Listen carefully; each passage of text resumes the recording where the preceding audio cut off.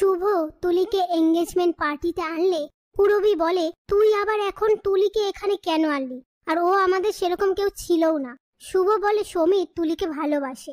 এরপর পূরবী রেগে গিয়ে বলে, আমি তোর কোনো কথা শুনবো না, এক্ষুনি সমিত আর জিনিয়ার এঙ্গেজমেন্ট হবে। তখনই সমিত বলে, আমি তুলির পুরো কথা না শুনে জিনিয়ার সাথে এঙ্গেজমেন্ট করতে পারবো না। পাশ থেকে জিনিয়া শুভকে বলে, তুমি এই এঙ্গেজমেন্টটা নষ্ট করতে চাও, রিভেঞ্জ নিতে চাও আমার ওপরে? শুভ বলে, কে রিভেঞ্জ নিতে চায় সেটা এক্ষুনি প্রমাণ হয়ে যাবে। এই বলে তুলিকে বলে, তোমাকে কে কিডন্যাপ করেছিল বলো। তখনই তুলি জিনিয়ার দিকে আঙুল দেখিয়ে বলে, জিনিয়া।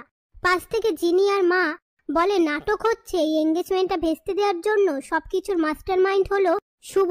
এসব কথার মধ্যে আকাশ শুভকে বলে, আপনি তুলিকে কোথায় পেলেন?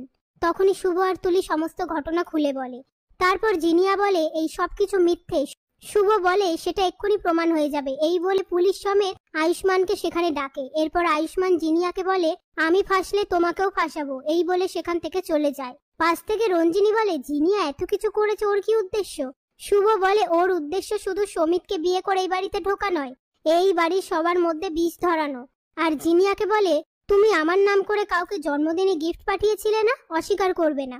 আমার কাছে কিন্তু সিসিটিভি ফুটেজ আছে। এই বলে সিসিটিভি ফুটেজটা দেখায়।